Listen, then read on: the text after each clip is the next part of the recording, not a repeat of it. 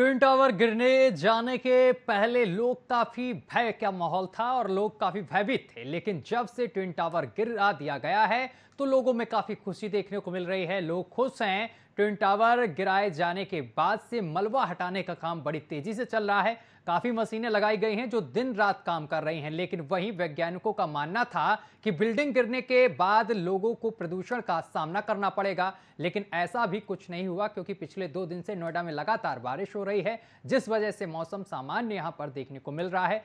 फिलहाल इसी को लेकर हमारे संवाददाता चंदन ने जायजा लिया है। रिपोर्ट देखिए। आखिरकार भ्रष्टाचार की जो दैत्य इमारत थी ट्विन टावर को गिरा दिया गया है, लेकिन सवाल उठता है कि इतने बरस हो गए लेकिन इनके ऊपर कार्रवाई क्यों नहीं हुई। मेरे पीछे मैं अपने सहयोगी से कहूँगा तस्वीरें दिखाएं कि किस तरह से ये बिल्डिंग गिरा दी गई है। अब इसको लेकर अर्थ मूविंग मशीनें जो हैं अपना काम कर रही हैं, किस तरह से सरिया निकल रहा है, स्टील निकल रहा है और सभी प्रकार के चीज़ें हैं। धूल का ज़्यादा गुबार ना उठे इसलिए वहाँ पर एंटी स्मोक गन लगाई गई हैं। पानी का लगातार छिड़काव किया जा रहा है ताकि जो धूल है और धुएँ हैं वो ना उठे और लोगों को इससे राहत मिले। आप तस्वीरों में साफ तौर पे देखेंगे कि जो एमराल्ड को जो टावर की तरफ एक बिल्डिंग गिरी थी उसी से जो वॉल है उसको नुकसान हुआ था। लेकिन सवाल उठता है कि इतने बरस में कई सरकारें आई, कई सरकारें गईं, लेकिन इनके ऊपर कार्रवाई क्यों नहीं हुई। अधिकारियों के द्वारा अपने दिन प्रतिदिन नए कीर्तिमान बनाते गए और वो आंकड़ों में अपने आप के जेब भरते गए, लेकिन सरकारें इस पर काम नहीं करती। लगातार ये कहा जा रहा था कि सरकार इसको लेकर कार्रवाई करे, लेकिन शायद से सरकारों को लगता ही नहीं था कि इस पर कार्रवाई करनी चाहिए और यही हाल हुआ। जब 2 टर्निंग पॉइंट आए 2009 में और 2012 में, जब इलाहाबाद हाई कोर्ट और सुप्रीम कोर्ट में ये याचिका गई, इलाहाबाद हाई कोर्ट से फैसला आने के बाद जब सुप्रीम कोर्ट पे ये पूरा मामला गया, तब भी जो रेजिडेंस वेलफेयर एसोसिएशन के लोग थे उन्होंने सरकार को पक्षकार नहीं बनाया। उन्होंने सिर्फ और सिर्फ नोएडा अथॉरिटी और सुपरटेक के खिलाफ जो पूरा मामला था उसको चलाया।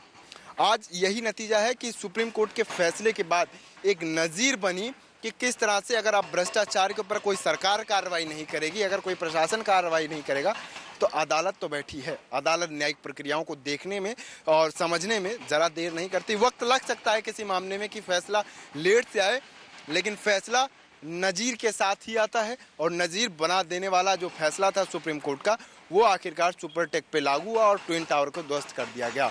लेकिन अब देखना होगा कि सरकार इन लोगों पर क्या कार्रवाई करती है। मैं चंदन पांडे, कैमरामैन मान के साथ, न्यूज़ वॉच इंडिया, नोएडा। भ्रष्टाचार की इमारत ट्विन टावर गिर चुकी है और हम सीधा ट्विन टावर के सामने सड़क पर खड़े हैं। आप देख सकते हैं कि किस तरह से पुलिस बैरिकेडिंग है, तो लोगों को आने जाने की अनुमति नहीं है। और मेरे सामने ये एमराल्ड कोर्ट है, जो ट्विन टावर के बगल में एक सोसाइटी थी, जो ये कहा जा रहा था कि ट्विन टावर बनने के बाद यहीं के लोगों ने अक्यूज किया था कि ये जो है ये नियमों के विरुद्ध है।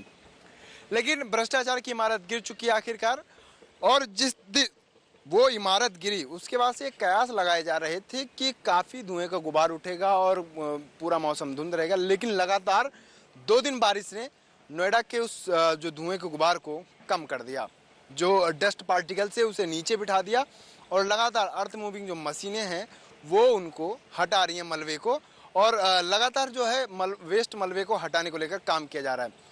पूरी तरह से रास्ता बंद है और किसी को आने जाने की अनुमति नहीं है, लेकिन पूरी तरह से मौसम साफ है।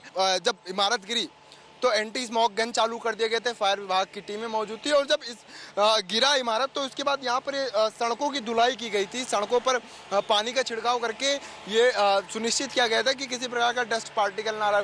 पेड़ों पर भी छिड़काव किया गया था कि किसी प्रकार से डस्ट पार्टिकल्स ना रहें, ताकि जो लोग हैं उनके ऊपर किसी प्रकार का दुष्प्रभाव ना पड़े।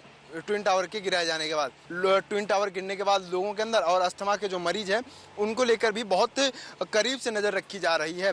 लेकिन अब देखना होगा, अभी इसमें से 10 ब्लैक बॉक्स लगाए गए थे, लेकिन एक ब्लैक बॉक्स मिला है, बाकी अभी ब्लैक बॉक्स मिलने बाकी हैं। लेकिन जब ब्लैक बॉक्स सामने आएंगे तब ये देखना होगा कि किस तरह से वहाँ पर कितनी शॉक वेव तैयार हुई थी और कितने वहाँ पर कंपन था, क्योंकि बहुत सारे टायर्स और वहाँ पर कम से कम 30 फुट का गड्ढा खोदा गया था ट्विन टावर के बगल में, ताकि जो कंपन है उसको कम किया जा सके।